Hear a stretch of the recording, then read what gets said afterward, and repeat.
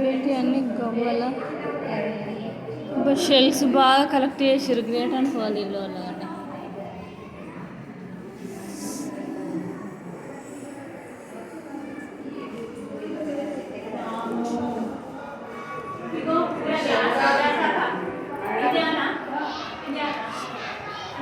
అన్నీ ఉన్నాయా మేడం?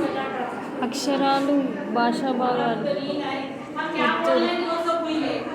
ఇవన్నీ ఒక్కరియేనా మేడం?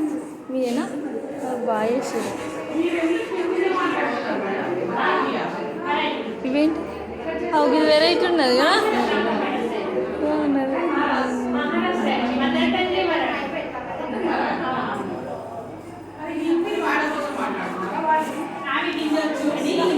నేర్చుకున్న పదాలు చదువుదాం.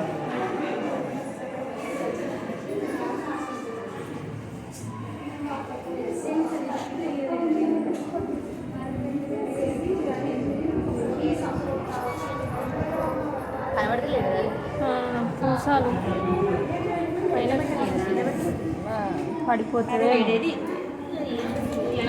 కొంచెం డిఫరెంట్ ఉంది, మంచిగా చేసారు కదా.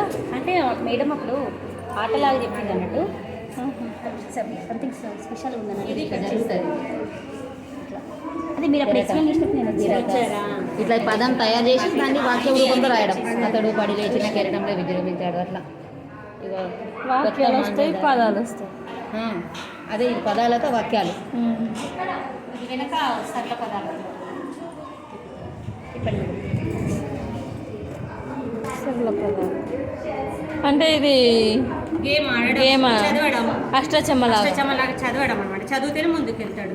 మళ్ళీ దీర్ఘం పదంకి ప్లస్లు ఉన్నాయి అనమాట. దీర్ఘం పదం పడి వాడు చదివితే మళ్ళీ +2 ముందుకు వెళ్తాడు. బాగుంది కదా. కొత్త పదం అనేది నేర్చుకున్నాడు కాబట్టి ఇక్కడ మార్కులు అనేవి యాడ్ అవుతా ఉంటాయి. లేకపోతే వాడు అక్కడే ఉంటాడు.